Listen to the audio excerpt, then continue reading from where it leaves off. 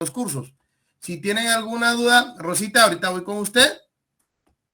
Rosita Pisquillo está esperando apoyarnos hoy con una exposición. Pero antes vamos a hablar unos temas. Esté tranquila, Rosita, no se preocupe. Así que relaja. Yo le aviso a qué horas, ¿ok? Vamos a ver algunos datos o vamos a tratar sobre algunos puntos. Cuando tengamos su tema, por favor, Rosita, me dice aquí me toca a Mili, que entonces me interviene, por favor. Voy a ver si tienen alguna duda sobre los temas que estuvimos viendo. Si no los tienen, pues por mí excelente, pero si tienen alguna duda, les agradeceré lo hagan ver de una vez para que salgamos de las dudas, ¿verdad? Lo que me interesa es que todos estén preparados, ¿verdad? Les cuento que ya me dieron fecha de examen para el día, tenemos y la otra semana nada más. Ahorita les digo exactamente, si no mal recuerdo, espérenme, mejor se los voy a mandar. ¿Dónde está? Les voy a dar ahorita la fecha. Solo que encuentro a esta señora.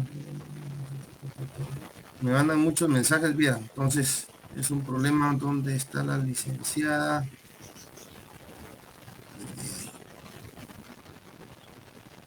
¿Cómo se llama? Ya se me olvidó el nombre. Pero total de que es para esta semana que viene.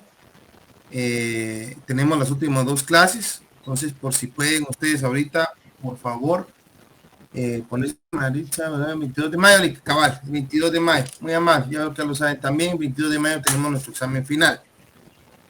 ¿Qué vamos a tratar hoy? Bueno, sigamos viendo lo que estamos viendo, nos quedamos, vi que estuvieron muchas dudas sobre lo que era la actividad previa preparatoria del proceso, en especialmente las diligencias para mejor prever. No sé si les quedó alguna duda sobre lo que expuso el licenciado o tienen alguna otra inquietud sobre eso o seguimos adelante. Por favor. ¿Alguna pregunta? Vamos a ponernos aquí también.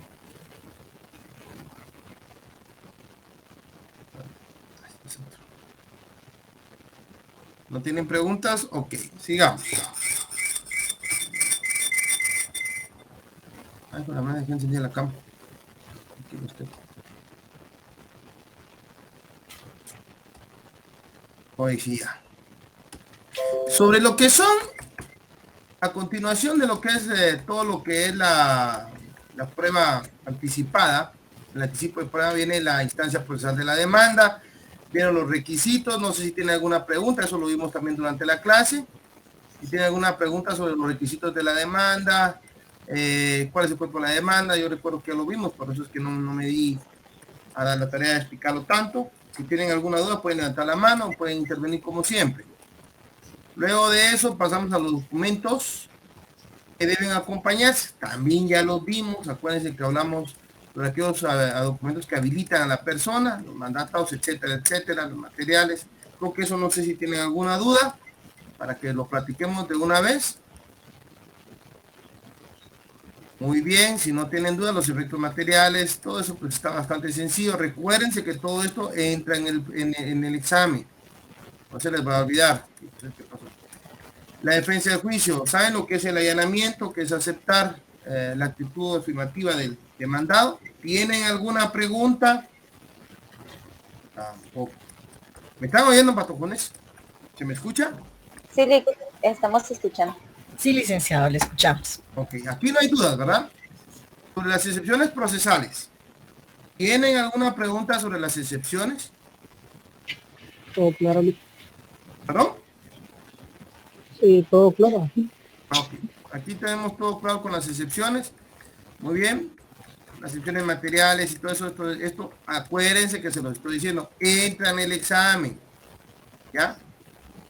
Acuérdense que todo esto también ya lo habíamos leído y lo vimos en el curso, pero de todas maneras quiero que quede bien claro, por si tienen alguna pregunta me lo dicen. Las excepciones previas de incompetencia, todo eso creo que ya lo vimos la vez pasada también, de dispendencia. No tienen dudas sobre esto, ¿verdad? Todo está clarinete, clarinete, clarinete. Órale, pues. Entonces tengo 3 clases para hablar sobre el siguiente tema. Aquí creo que es donde entra usted, Rosita, ¿verdad? Rosita. A ver, hasta acá, sí. Procedimiento incidente. Dale, ya lo vimos, no tengo problema con esto, en el siguiente ya lo vimos. Yo ya estoy seguro que se los enseñé. Contestación de la demanda también, pero hay algo que me interesa mucho. Sí, Rosita, yo les tengo que hablar acerca de la prueba. ¿cuál era su tema? Empezamos con la prueba, ¿verdad? ¿O cuál es su tema, Rosita? Rosita. Ok. No sé si puedo empezar, Charlie. Sí, ¿cuál es el tema que usted nos va a hablar? Sí, Ya la por prueba favor. y eh, la prueba. Ahorita Ok. le voy a compartir mi pantalla. Por favor. Le decía que es la prueba y los subtemas. Entonces, Dele, Rosita, la permítame un escucho y segundo. después lo amplío Es yo. la Por favor. actividad probatoria como...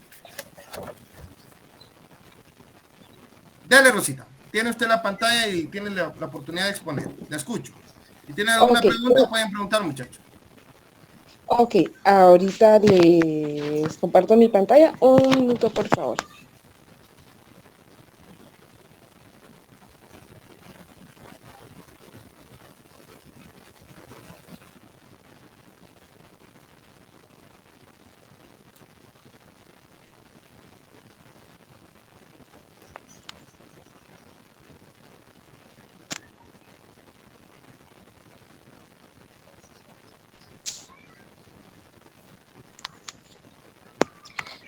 Buenas tardes, compañeros. Yo les voy a hablar acerca de la actividad probatoria como carga de las partes en el proceso. De este tema, ¿verdad? Se desprende otro tema, se puede decir como una idea secundaria, que es la prueba. En la prueba podemos decir que es aquella actividad de carácter procesal cuya finalidad consiste en lograr la convicción del juez o tribunal acerca de la exactitud. Este, de, de hecho, también podemos decir que es operada por las partes en el proceso. Otro concepto que podemos tener de la prueba es que las personas pueden demostrar la verdad de sus afirmaciones. En el sentido jurídico procesal, podemos decir que es el método de buscar la verdad o falsedad de las proposiciones en un juicio. Y también podemos citar o podemos buscar en nuestro código procesal civil y mercantil. Y nos vamos al artículo 126, por favor, para que todos lo tomemos en cuenta. No sé si podrían sacar su código. ¿Alguien Bueno, que haga favor de leer el artículo 126, chicos, por favor? no, yo lo leo, Lick, solo Ah, para muy que bien. los chicos lo tengan también en Ok, cuenta y lo subrayen. por favor. Dele, Rosita. Ok. En el artículo 126 dice, carga de la prueba. Las partes tienen la carga de demostrar sus respectivas proposiciones de hecho. Quien pretende algo ha de probar los hechos constitutivos de su pretensión. Quien contradice la pretensión del adversario ha de probar los hechos extintivos o las circunstancias impeditivas de esa pretensión.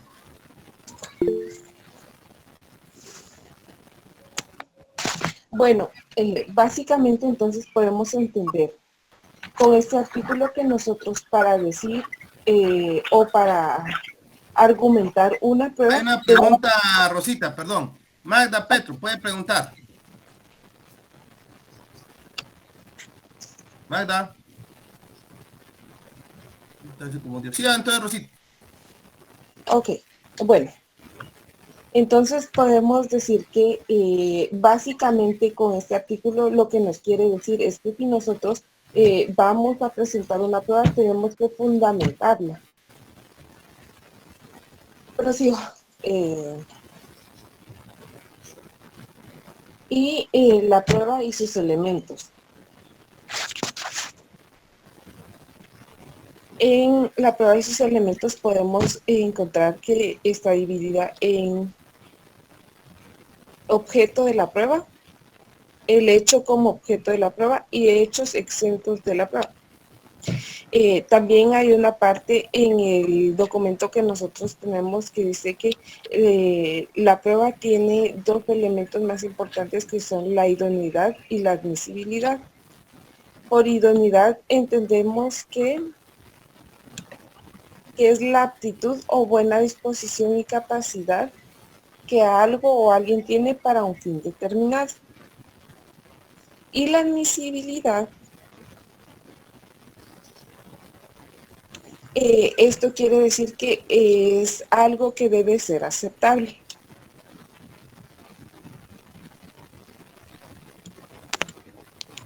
Se apagó mi pantalla, lo siento. Bueno, objeto de la prueba. Fundamentalmente la prueba recaerá sobre las afirmaciones de hechos realizados por las partes. Sobre los hechos podemos decir que es el supuesto de la norma cuya aplicación se pide y puede así decirse que la prueba ha de recaer sobre las afirmaciones de hechos controvertidos. El hecho como objeto de la prueba. Son aquellos conocimientos que forman parte de la cultura normal propia de un determinado grupo. En el tiempo que se produce la decisión judicial incluye naturalmente al juez. También podemos decir que son hechos admitidos, hechos presumidos, hechos evidentes, existencia o existencia de las leyes.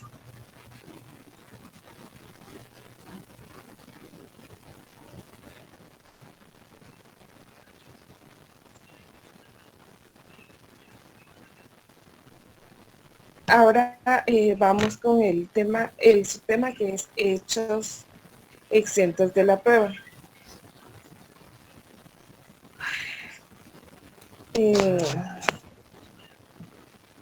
La prueba recaerá sobre afirmaciones de hechos realizadas por las partes, sobre los hechos que constituyen el supuesto base y de la norma, cuya aplicación se puede así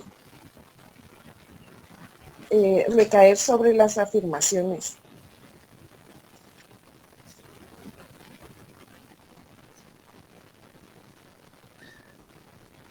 Ok, Rosita. Relajada, Vena. Le voy a dar sus puntos. Le agradezco su intervención. Ahora me toca a mí. Gracias, oye, no se preocupe. Solo por el hecho de haber participado, tiene sus 5 puntos que lo presido yo. No se preocupe. Gracias, compañera. Ahora me toca a mí. Ahora voy yo, señores.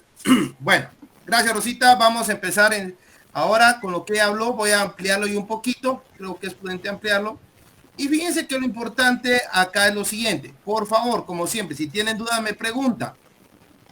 Vamos a encontrar, señores, que todo proceso tiene un objetivo. Ese objetivo se encuentra en hallar la verdad. ¿Qué es la verdad?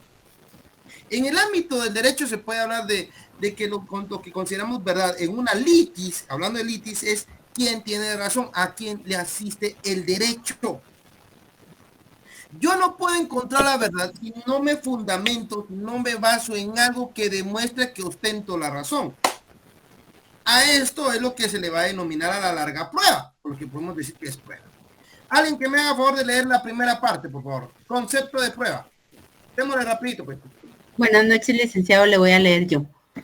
Concepto de la prueba. Es aquella actividad de carácter procesal cuya finalidad consiste en lograr la convicción del juez o tribunal acerca de la exactitud de las afirmaciones de hechos operadas por las partes en el proceso. Por las pruebas, las personas demuestran la verdad de su afirmación. En sentido jurídico procesal es el método de buscar la verdad o falsedad de las proposiciones del juicio. El artículo 126 del Código Procesal Civil y Mercantil establece: quien pretende algo ha de probar los hechos constitutivos de su pretensión. Quien contradice la pretensión del adversario ha de probar los hechos extintivos o las circunstancias impeditivas de esa pretensión. Bueno, fíjense pues, lo primero, esa actividad de carácter procesal. ¿Por qué? Porque la prueba surge, se da y prospera durante el proceso. En el proceso ya per se, cuando ya hay una demanda, cuando hay un demandado, cuando hay una contestación, es donde va a surgir esa actividad probatoria, es dentro de un proceso. Sin embargo, tenemos que entender que el fin primordial acá es la convicción del juez. Fíjense qué interesante. La convicción del juez. ¿Qué es eso de lograr la convicción del juez? Es convencer al juez. Vean qué interesante. Es convencer al juez. Es la finalidad de la prueba. Cerca de la exactitud y afirmaciones del hecho que operan por las partes en el proceso. Es decir, señor juez, yo firmé un contrato por medio del cual el señor Noé se comprometía a prestarme un servicio. Aquí está el contrato. La prueba es el contrato. ¿Qué me prueba este contrato? Que en efecto hay un hecho generador jurídico por medio del cual don Noé se ofreció a prestarme un servicio a mí a cambio de una prestación económica. Sin embargo, esa prestación tenía que darse en el momento que cumpliera. Ojo, estoy demostrándolo. Eso se trata, convencer al juez. De nada nos sirve saber todos los trámites, y como digo yo siempre, si no sabemos la parte toral, manejar la parte toral que es la prueba. Entonces, lo primero que entendemos es, se da dentro del proceso y su fin es convencer al juez de las afirmaciones de las partes. ¿Por qué de las partes? Porque cada uno, demandante, demandado, va a tener su propia afirmación, su propia pretensión. ¿Ya? Vean qué interesante, la pretensión lleva afirmaciones que deben estar fundadas en pruebas. Ojo con esto. ¿Ya? La afirmación van conforme las pretensiones y van fundadas en prueba. En otro, en sentido jurídico procesal, es el método de buscar la verdad o falsedad de las preposiciones. El objeto es la verdad. La realidad es que si se ponen a pensar, hay acá dos diferentes conceptos y que le dan una finalidad a la prueba. Sin embargo, ambas se van a complementar, ¿ya? Porque si el juez llega a la convicción, lleva a convencerse de un hecho, considera que ese hecho es verdadero. Por eso es que no se excluyen, se complementan. En efecto, la prueba va a buscar no solo la convicción del juez, sino también como máxima la verdad. Es lo que les importa. Voy a hacer una ventana, muchachos, que picadera.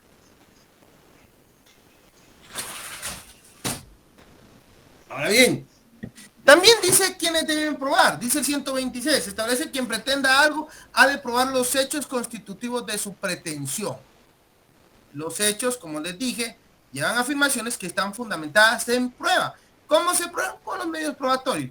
Quien contradice la pretensión del adversario, me demanda, yo digo no es cierto, ha de probar los hechos extintivos o circunstancias impeditivas de esa pretensión. Señor juez, no es cierto. Yo no le presté el servicio porque habíamos quedado que el señor Peinado me tenía que pagar la mitad de la prestación económica cuando yo iniciara un día antes, previo a iniciar la prestación del servicio, cosa que no realizó. Por eso no realicé la prestación. Ojo, ahí vamos encontrando que cada quien va a probar con el fin primero de convencer al juez y llegar a la verdad. Esos son, en verdad, los fines de la prueba. La prueba y sus elementos. Veamos, por favor, ¿cuáles son los elementos de la prueba? Leamos. ¿Me lo leen? Si tienen preguntas, me dicen. ¿Puedo leerle? Sí, por favor, Susana. La prueba y sus elementos. Idoneidad y admisibilidad. Que la prueba se produce en el proceso y para el proceso. El sistema o valoración de la misma. Vamos a leer, por favor, para esto el artículo 127. Por favor.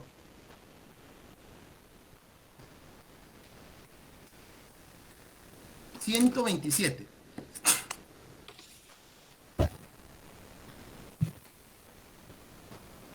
del Código Procesal Civil.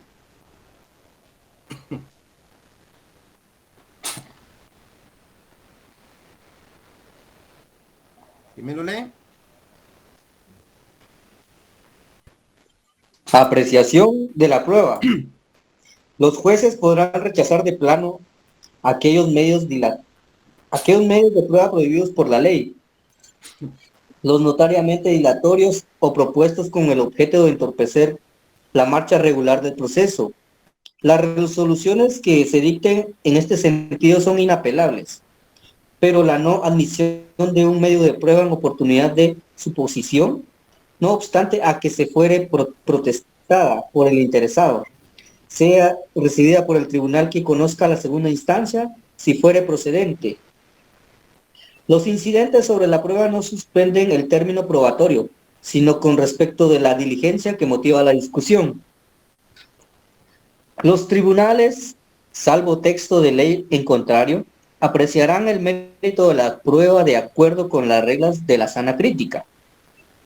Desecharán en el momento de dictar sentencia las pruebas que no se ajusten a los puntos de hecho expuestos en la demanda y su contestación. Y qué interesante. Qué interesante. Vamos a hablar entonces de algunas cosas importantes. Para esto tenemos que entender que el 127 nos regula lo siguiente. Primero, los jueces podrán rechazar de plano aquellos medios de prueba prohibidos por la ley. Si no es admitido, si no es... sí, Isla María. Gracias, Lick. Buenas tardes. Buenas tardes. Disculpe, sé que tal vez esta es una pregunta de principiante, pero fíjese que siempre se me confunde el término cuando hablan, dice, si fuera protestado. En sí, ¿qué es protestar? Ahorita le voy a explicar. No se preocupe, que ahorita les voy a explicar esto. Miren, por eso es que yo a veces me tardo un poquito con algunos artículos, pero es importante. Dicen cuenta que estamos hablando de idoneidad y admisibilidad. Son idóneos, ojo, son idóneos los elementos probatorios que van a referirse a un hecho controvertido. Eso no está acá. Ojo. Dice el hecho como objeto de prueba. Fundamentalmente la prueba recaerá sobre afirmaciones de hechos realizadas por las partes sobre los hechos que constituyen el supuesto base de la norma cuya aplicación se pide. Puede así decirse que la prueba debe caer sobre afirmaciones de hechos controvertidos. Y hasta aquí no entiendo qué fregado se refiere cuando dice que debe de ser idónea. La idoneidad tiene que ver con que la prueba tenga relación directa a un hecho controvertido. Un hecho controvertido no es otra cosa más que un hecho que debe de probarse. Y esta va a ser pregunta de examen, compañeros. Ya les dije uno. Resulta entonces que para que la prueba sea idónea, tiene que tratarse sobre el hecho que se está fundando las pretensiones. Por ejemplo, si yo hablo de que tenemos un contrato, o dice un pacto, o un negocio jurídico con NOE, lógico es presentar como medio de prueba el propio contrato. Eso sería un elemento idóneo, porque estamos hablando sobre los hechos que derivan del contrato, ¿ya? Es un hecho controvertido, que puede decirse, mire, por ejemplo, en el hecho controvertido, el señor no me prestó el servicio. Es un hecho controvertido, puede decir, es que no se lo presté porque usted no me cumplió con tal cláusula. El hecho controvertido surge entonces de la cláusula donde yo tenía que prestar una caución económica o darle un pago, pues, previo a iniciar la labor. Hay un hecho controvertido que debe de probarse. Los hechos controvertidos son los que deben de probarse, ¿ya? Estos son la base toral de la demanda. ¿Ok? Entonces dice, son idóneos si tratan directamente sobre el hecho controvertido. Es más, el 127 por eso dice, los jueces rechazarán de plano aquellos medios de prueba prohibidos por la ley. Esos son los hechos admitibles. Si no son admitidos por la ley, no pueden procesarse como prueba. ¿Ya? No se vale. No serán admitidos. Segundo, tenemos que entender que también tienen que ser idóneos. ¿Ya? Por ejemplo, mire, señor juez, quiero ofrecerle la declaración de un testigo, el cual estuvo el día 20 de enero del corriente año en las instalaciones de tal y tal y tal lugar, y que demostrará que yo me encontraba con él. Pero eso no es un hecho controvertido. El hecho controvertido es que usted sí tenía que cumplir una obligación que había adquirido contractualmente con el señor Peinado. Ese es un hecho controvertido. Que usted no cumplió con la prestación del servicio al señor Peinado porque el señor Peinado no cumplió con una prestación económica que se había comprometido, ese es un hecho controvertido. Pero que usted esté en otro lugar, eso no tiene nada que ver con el hecho generador, con lo que estamos tratando en el proceso. Por lo tanto, sería un medio probatorio que puede tener como fin dilatar el proceso, ¿ya? Por eso dice, los prohibidos por la ley, los notoriamente dilatorios o los propuestos con el objeto de entorpecer la marcha regular del proceso. ¿Qué tiene que mandarse a traer un documento del extranjero? ¿Pero para qué? Si hay suficientes elementos que demuestran el mismo hecho controvertido. Ojo que me estoy adelantando un poco. Pero lo que sucede es que si yo tengo tres elementos probatorios sobre un mismo hecho controvertido, no tiene sentido que trate de dilatar el proceso mandando a traer otro que tiene la misma capacidad de probar lo que estos tres me están probando. ¿Ya? Entonces, encontramos que para que un elemento de prueba sea idóneo, tiene que tratar sobre el hecho controvertido. Y para que sea admisible, tiene que ser primero un medio que no esté prohibido por la ley, los que no tengan intenciones de dilatar el proceso o con el objeto de entorpecer el proceso. Son los tres supuestos que nos establece la ley para entender que un elemento o un hecho de prueba, ¿verdad?, puede ser admitido. Hasta aquí estamos claros, ¿verdad? Ahora fíjense qué interesante. Luego dice, las resoluciones que se editen en este sentido son inapelables. Es decir, se admitió un elemento de prueba, señores, ahí no tiene usted que presentarme nada. No hay apelación. Pero la no admisión de un medio de prueba en oportunidad de su proposición no obsta a que si fuere protestada por el interesado sea recibido por el tribunal. Bueno, lo que sucede es que la protesta es que yo presento o ofrezco un elemento de prueba. Fíjense que si fue admitido no hay apelación, pero que no se me admita a mí un elemento de prueba, basta con la protesta. Protestar es, señor juez, protesto porque no se me admite un hecho, un elemento probatorio que yo considero esencial por X y X y X razón. Esto me da lugar a que, como fue protestado, el tribunal de alzada, el tribunal que va a conocer la apelación, va a poder venir y recibirlo si lo considera oportuno. No la protesté, no le dobro esa puerta a la sala que va a conocer de la apelación. No sé si contesté su pregunta ahí, compañerita. ¿Ya? Simplemente la protesta es, señor juez, protesto con fundamento en el 127 la no admisión de este elemento probatorio. Esa es la protesta. Y el juez tiene que resolver, queda anotada su protesta y asentada en el acta. Punto. Y si es por escrito, queda asentada por medio escrito. Esa es la gran cosa. Ahora, luego dice, los incidentes sobre la prueba no suspenden el término probatorio, sino con respecto a las diligencias que motivan la discusión. Eso podría ser, por ejemplo, la suspensión de diligencia de recepción de prueba de algún testimonial. Podría ser, tendríamos que ver el caso en concreto. Los tribunales, salvo texto en contrario, apreciarán el mérito de la prueba de acuerdo a las reglas de la sana crítica. Señores, ¿cuáles son esas dichosas reglas de la sana crítica? ¿Quién me lo dice?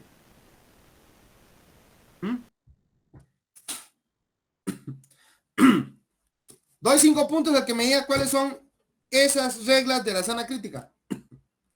5 puntos a la 1, 5 puntos a las 2. Nadie quiso los 5 puntos a las 3. Bueno, verán. Siempre les digo yo a mis alumnos, pónganle coco a eso, la lógica jurídica, la filosofía del derecho, porque en efecto, esas son las reglas. Las reglas de la sana crítica son la experiencia, la psicología y la lógica. Ojo con esto. La experiencia es la experiencia que tiene toda persona del diario vivir, de lo que yo capto empíricamente, con observación. Cómo cocinar un huevo, cómo subir una camioneta, cómo conducir un vehículo, cómo conducir una moto. Eso es un conocimiento empírico, pero es una experiencia de vida. Es la experiencia. La psicología es un campo que los jueces no manejamos. Tenemos algún matiz, pero no tendríamos que, por lo regular, hacer asesorar por algún psicólogo. Pero las reglas de la lógica, ese es otro rollo, ¿ya? Las reglas de la lógica conllevan juicios de valor, ¿ya? Juicios como la razón suficiente, tercero excluido.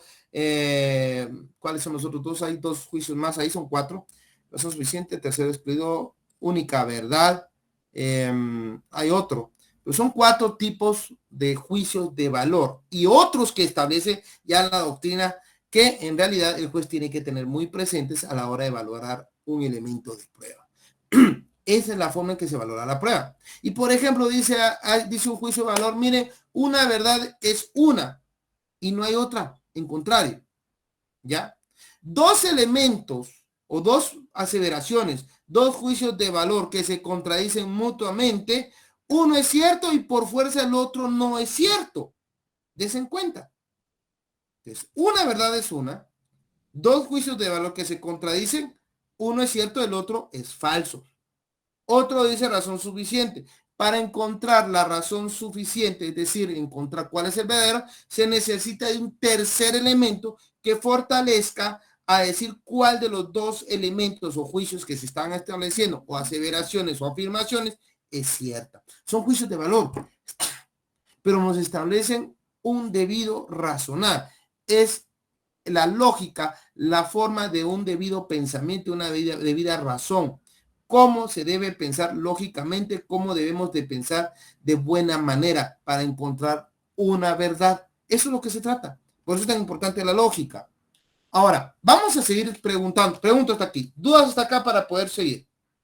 ¿Tienen alguna pregunta? Yo me asusto. Ustedes, o yo soy muy bueno o ustedes son bien pilas. Una de dos. Bueno, sigamos. Hechos exentos de prueba. Veamos qué dicen los hechos exentos de prueba. Por favor. ¿Quién me lo lee? Los hechos notorios son aquellos conocimientos forman parte de la cultura normal propia de un determinado grupo social en el tiempo en que se produce la decisión judicial, incluyendo naturalmente al juez. Hechos admitidos, hechos presumidos, hechos evidentes, existencia o inexistencia de las leyes. A ver, hechos exentos de prueba, hecho notorio. ¿Qué es notorio? Señores, ¿quién me puede decir dónde queda el Palacio Nacional? ¿Alguien sabe dónde queda el Palacio Nacional? En la zona 1. ¿En la zona 1? Si ustedes le dicen, señores, que estaba un grupo de personas enfrente del Palacio Nacional, ustedes rápido se fueron a la zona 1. Todos. Es un hecho notorio, ¿ya? Es parte de nuestra cultura, es parte del conocimiento generalizado que tenemos socialmente en Guatemala. Sabemos dónde está el Palacio Nacional. Si alguien nos dice, miren, fíjense que otra vez un cristiano se tiró del puente Belice. ¿Saben dónde queda el puente Belice? No me digan que no saben dónde queda el puente Belice. Sí, en zona de la calzada mía. Es un hecho notorio. Por ejemplo, que existe una ley en contra de la violencia contra la mujer. ¿Conocen ustedes esa ley que exista? Ley Bet, creo que sí. decían. Ley contra femicidio. Exacto. Entonces, si se dan cuenta, son hechos admitidos, dice, porque son admitidos por las partes. Se sabe que sí existen. Hechos presumidos. Se presume porque todo el mundo tiene ese conocimiento general. ¿Dónde está el Palacio Nacional? ¿Dónde se encuentra el Teatro Nacional? ¿Quién es el presidente de Guatemala? ¿Verdad? Son cosas que nosotros sabemos, que es parte de nuestra cultura. Un hecho evidente tiene que ser un hecho notorio. Sí, es automático. La existencia o inexistencia de leyes son hechos notorios. Sí existe la ley de organismo judicial, sí existe la violencia contra la mujer, sí existe la ley de violencia intrafamiliar. Esos son hechos notorios. No se prueban porque se sabe de su existencia, se presume su existencia. Es evidente que sí se dan, ¿ya? Esos son hechos exentos de prueba. No se prueba. Fíjese, señor juez, que mataron a una persona o, por ejemplo, atropellada cuando caminaba enfrente del Palacio Nacional, ¿verdad? Iba a cruzar la calle cuando vino un carro y lo pasó. Primero, ya sabemos dónde queda el Palacio Nacional. El Palacio Nacional, todos ya sabemos a qué edificio se refiere. Es un hecho exento de prueba. ¿Ok? Veamos acá, y aquí empieza lo bonito, la utilidad. Veamos. Estos son libertad probatoria, pero son algunos elementos. ¿Quién me lo puede leer, por favor? Libertad probatoria, pertinencia, utilidad, necesidad, relevancia, idoneidad de la prueba, pertinencia porque debe versar sobre los hechos controvertidos, utilidad para el proceso y no para quien la aporta, necesidad porque con ella se exponen las afirmaciones o negaciones hechas, relevancia porque es parte integral del proceso, e idoneidad porque debe obtenerse y presentar por los medios establecidos en la ley. Póngale ese título a esto porque son algunas características, por ponerle algo. Y las explico. Pertinencia. Es pertinente un elemento probatorio cuando versa sobre un hecho controvertido. Ya expliqué que es un hecho controvertido, no tengo problema con eso. ¿Ok? Ahí es pertinente. Es útil para el proceso y no para quien lo aporta. Ojo. Señor juez, estoy mandando a Noé y yo aporto como elemento de prueba el contrato. Perfecto, pero ese contrato va a ser utilizado por ambas partes. Señor juez, dice Noé, perfecto, el señor presentó el contrato. Bueno, yo lo ofrezco también, ¿verdad? Que se tome como prueba ofrecida de mi parte el contrato aportado por la contraparte en la cláusula tal donde establece que tenía que pagarme una cantidad de dinero previo a iniciar la obra. El proceso debe entenderse que se va a enriquecer con los elementos probatorios. La prueba para el proceso, es decir, para encontrar la verdad, porque ese es el fin, ¿se acuerdan? Convencer al juez y encontrar al fin la verdad. Entonces la prueba aporta al proceso, es del proceso. No puede decir, mire, yo aporté elemento probatorio, me opongo a aquel que lo utilice. No se puede. Él lo propuso, usted lo propuso y lo presentó, perfecto. Pero él también dijo que se iba a valer del mismo hecho probatorio o el mismo elemento de prueba para hacer valer su pretensión. Por eso dice, es útil para el proceso y no para quien lo aporta. ¿Ok? ¿Clarines ahí? Órale. Necesidad porque con ella se exponen las afirmaciones o negaciones hechas. ¿Es necesaria una prueba? Sí, porque va a ser elemento que venga a darle valor a alguna afirmación y demostrar cuál es la verdad. Por eso es necesario. De relevancia porque es parte integral del proceso. Sí, ¿por qué? Bueno, ya vimos que aporta para el proceso, que nos va a encontrar la verdad. Y sin ella entonces no tenemos nada. Si no, yo no ofrezco prueba, no tengo en qué fundamentar mi afirmación ni mi pretensión. Por lo mismo no tengo cómo convencer al juez. Por eso es integral. Y si ninguna de las dos partes ofrecen prueba, el juez, por mucho que le caigan bien alguna de las partes, no puede emitir una resolución apegada a derecho porque no tiene los elementos necesarios para hacerlo. Por eso es de relevancia la prueba. Es idoneidad porque debe obtenerse y presentarse por los medios establecidos en la ley. La prueba tiene sus fases, la prueba tiene que ser legal, o sea, tiene que tratarse de un elemento obtenido de forma legal y que la ley también permita que sea legal. Si no, no es idóneo, ¿ok? Sigamos leyendo. Fin y destino de la prueba, por favor.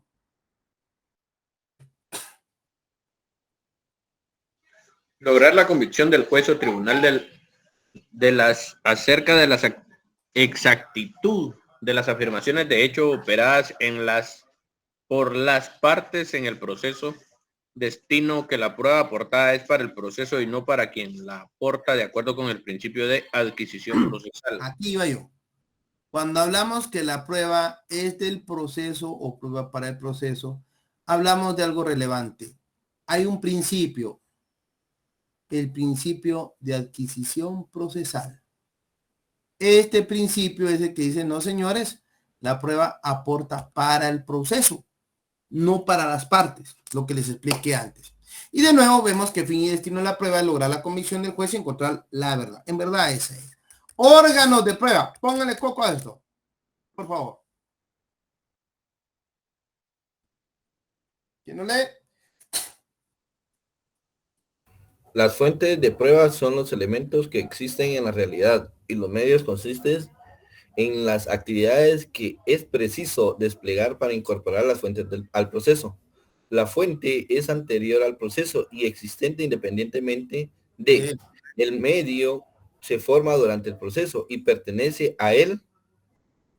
Me perdí. A él, la fuente es lo sustancial y material, el medio lo adjetivo y formal. Por ejemplo, en la declaración de parte, la fuente es la parte y su conocimiento y el medio de prueba de su declaración. Fíjense que se habla de órgano de prueba y la prueba. Y este relajo de palabras se resuelve en lo siguiente. Yo soy una persona que va caminando por ahí y veo que alguien choca un vehículo y le causa daños civiles, no penales. Y me llaman a mí a ser testigo. Yo soy el órgano de prueba. Yo soy la fuente de la prueba. ¿Por qué? Yo preexisto a la situación que se dio. Pero de mí va a emanar la prueba. ¿Cuál es la prueba? Mi declaración. ¿Ya? Mi declaración es la prueba. Yo soy la fuente de la prueba. ¿Ok? A eso se refiere, fuente de la prueba. Carga de la prueba. Si tienen preguntas, me las hacen, chicos, por favor. ¿Me lo leen?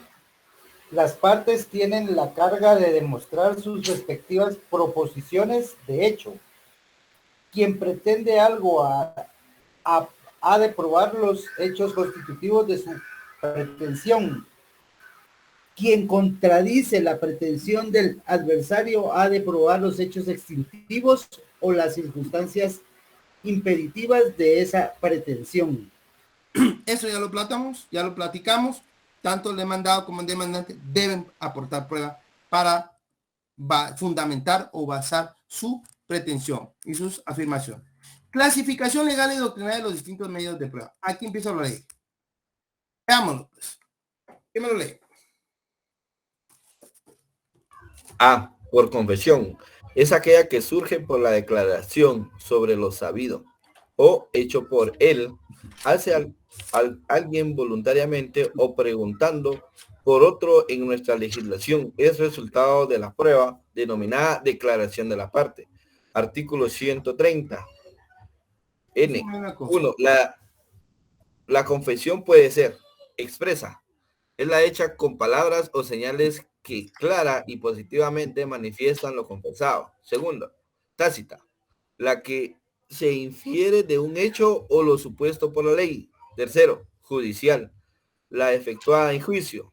Cuarto, extrajudicial. La que se hace afuera de juicio. Quinto, simple. La que se hace afirmando lisa y llanamente la verdad del hecho sobre el cual se le pregunta. Sexto, cualificada. Es aquella en que si bien se reconoce la verdad de un hecho, añade circunstancias o modificaciones que restringe o destruye la manifestación hecha. Fíjense pues que ya empezamos entonces con las formas de prueba, pero antes que eso, quiero que me leamos el artículo 128 al 129. Por favor, esto es importante. Porque una cosa, vamos a leer exactamente la ley, la clasificación doctrinaria, pero veamos primero cuál es la ley, la legal, la que establece el 128, por favor. Estos son los elementos de prueba. ¿La leo, licenciado? Por favor, 128 del Código Procesal Civil y Mercantil. En medios de prueba, artículo 128, medios de prueba. Son medios de prueba. 1, declaración de las partes. Segundo, declaración de testigos. Tercero, dictamen de expertos. Cuarto, reconocimiento judicial. 5, documentos. Quinto, sexto, medios científicos de prueba. Y séptimo, presunciones. Fíjense que estos son los elementos de prueba. ¿Me interesa la clasificación? Sí, no digo que no, está muy bonita. Todo esto es una clasificación de tipo doctrinal, pero en nuestro ordenamiento jurídico hay dos formas de declaración o de confesión, que son la declaración de parte y la declaración de testigo. ¿Ya? Esas son las dos partes de declaraciones. Lo que sucede es que se dan cuenta de esa prueba, la por confesión, ¿verdad? surge por la declaración sobre lo sabido o hecho por él. Dese en cuenta que es una declaración. Y hay dos formas de declarar en nuestro ordenamiento jurídico, es la declaración de parte y la declaración de testigos. Pero antes de continuar, veamos el 129, por favor. ¿Quién me lo lee? Se lo leo, Lick. Por favor. Artículo 129. Práctica de la prueba. Las pruebas se recibirán con citación de la parte contraria y sin este requisito no se tomará en consideración. Para las diligencias de prueba se señalará día y hora en que debe practicarse y se citará a la parte contraria por lo menos con 2 días de anticipación. La prueba se practicará de manera reservada cuando por su naturaleza el tribunal lo juzgare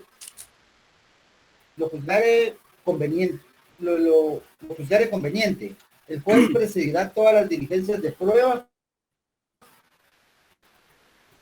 Perfecto. Léanme ahora el artículo 68 de la Ley del Organismo Judicial. Esto nos va a confirmar y a reforzar lo establecido en el 129. Por favor.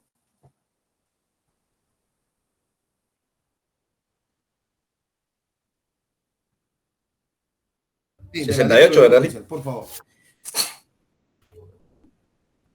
Obligaciones personales de los jueces. Los jueces recibirán por sí todas las declaraciones y presidirán todos los actos de prueba. El secretario u oficial que los practiquen será solidariamente responsable con el juez o magistrado del contenido de los mismos, a cuyo efecto en el acta deberá consignarse su nombre. El presidente de la Corte Suprema de Justicia podrá declarar esta función en uno de los magistrados del tribunal, de preferencia que pertenezca a la Cámara que conozca del asunto. Los jueces están obligados a leer y estudiar las actuaciones por sí mismos y son responsables de los daños que causen por omisión, ignorancia o negligencia. Desen cuenta que esto tenemos que tener en cuenta que primero, la prueba debe respetar el derecho de defensa, ¿ya? Derecho. Miren, si yo no sé quién me está escribiendo, por favor, después de clase, ahorita estoy dando clase. Entonces, la prueba debe respetar el principio de defensa. Es decir, la parte contraria tiene que saber de qué elemento probatorio se trata para poder contradecirlo. Por eso se llama contradictorio. Porque yo voy a contradecir los elementos de prueba, lo voy a contradecir lo que ha afirmado una de las partes, si yo soy la contraparte. Resulta entonces que toda prueba debe ser recibida con citación de la parte contraria. Va a haber una declaración de parte, va a haber una declaración de testigo, debe estar la parte contraria, si no se toma en cuenta, se rechaza. Por eso es que en los escritos ustedes podrán ver, cuando tengan acceso a alguno, que dice, se ofrece como medio de prueba con citación de la parte contraria. Porque si no, este es el fundamento para rechazarla.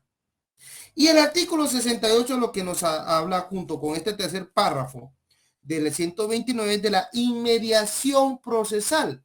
Este principio no es otra cosa más que el que señala que el juez tiene la obligación de estar presente durante el diligenciamiento de todo el proceso, pero en especial durante la recepción de la prueba, porque quien va a valorar la prueba es el juez.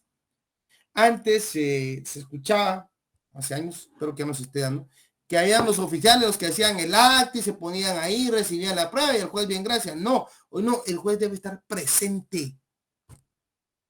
Se va a llevar una declaración de testigos, perfecto. El juez es el que lleva la conducción de la audiencia. Él es el que tiene que decir qué preguntas, que no preguntas, lo veremos en un momento en la declaración de partes. Pero resulta que es el juez el director. De esa cuenta, el principio de inmediación procesal cobra relevancia. ¿Dónde está fundamentado el principio de inmediación procesal? Pues es en especial en este caso, artículo 129 y artículo 68 de la Ley del Organismo Judicial. Si se me ocurre preguntar esto, lo pregunto. Sigamos. Hemos visto entonces algunos aspectos especiales de la prueba. ¿Qué nos toca? Declaración de testigos. Sí, Juan Gabriel. Buenas noches, licenciado. Buenas noches, Juan Gabriel. Cuénteme. Mire, con relación al tema de las pruebas, si una prueba no es admitida, ¿qué recursos o qué medios de defensa puedo tener yo Fíjese contra que aquí la lo decisión? dijimos al principio. Déjese cuenta, dése cuenta. Léame el 127 primer párrafo. Procesal 127, me Sí, dijo. Ahorita sí.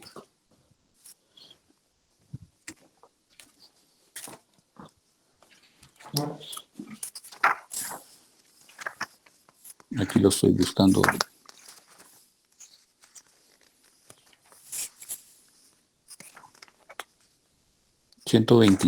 Artículo 127. Los jueces podrán rechazar de plano aquellos medios de prueba prohibidos por la ley, los notoriamente dilatorios o los propuestos con el objeto de entorpecer la marcha regular del proceso. Las resoluciones que se dicten en este sentido son inapelables. Ahí claramente dice que son inapelables, ¿verdad? ¿Pero qué es inapelable? Que no se pueden apelar, es decir, no... Las resoluciones... Las resoluciones que se dicten en ese sentido son inapelables, es decir, los que rechacen los elementos de prueba. Correcto. Pero la no admisión de un medio de prueba, ¿qué dice?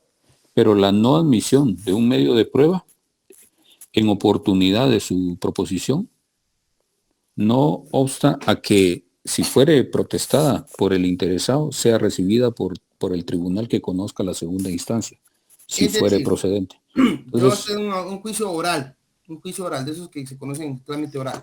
Y no, en ese el juez no se rechaza por improcedente tal elemento de prueba. Señora juez, en este momento quisiera que quede asentada mi formal protesta por el rechazo de tal elemento de probatorio por considerarlo esencial para la defensa de mi patrocinado o de la pretensión de mi patrocinado. Queda asentada su formal protesta y solo con ese asentamiento, con ese registro de la protesta, el tribunal de alzada, la sala que conozca la apelación, sí va a poder valorar ese elemento probatorio. Ojo con lo que estoy diciendo. Eso es lo que puede hacerse, ¿ok? Ese recurso se llama de protesta, entonces. No es recurso, es solamente la protesta. La protesta. La protesta. No es un recurso per se porque no hay un proceso específico. No, usted solamente levanta la mano y dice, protesto. Y queda sentada su formal protesta.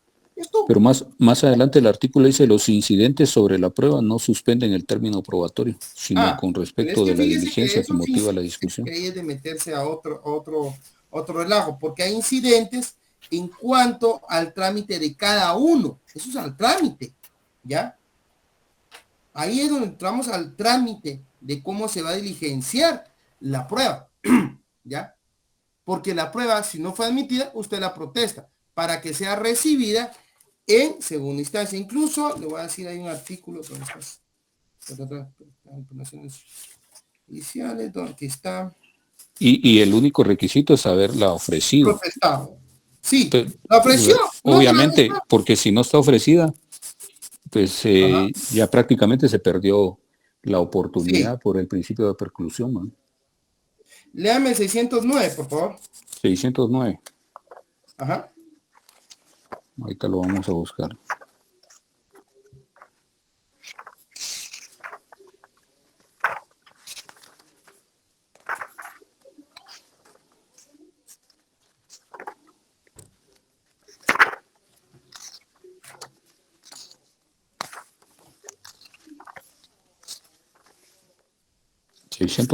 Medios de prueba. Los medios de prueba admitidos en primera instancia son admisibles en la segunda, pero no recibirán declaraciones de testigos sobre los mismos hechos contenidos en los interrogatorios que se hubieran presentado en la primera. Si en la primera instancia, sin culpa del interesado, se hubiera omitido interrogar a un testigo presentado legalmente, o si se omitió examinarlo sobre algún punto de los comprendidos en el interrogatorio, podrá ser examinado en la segunda. En la segunda instancia, se resolverá sin ningún trámite ni recurso sobre la admisibilidad de la prueba que hubiera sido protestada en la primera instancia, de acuerdo con lo que establece el artículo 127 de este código. Ahí está. Espero haber contestado su pregunta, mi querido amigo.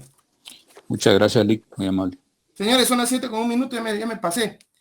El día lunes seguimos, señores. Acuérdense que solo tenemos día lunes, día viernes. Espero en Dios que nos dé suficiente tiempo para terminar la prueba. Y el 22, pues entramos con todo. Un gusto saludarlos. Espero les haya gustado la clase. Estoy para servirles. Pasen, señores. Gracias. Feliz noche. Rosita, Feliz mándeme noche. sus datos, por favor. Feliz para darles noche, a usted. feliz noche, Liz. Feliz noche, señores. Deseado.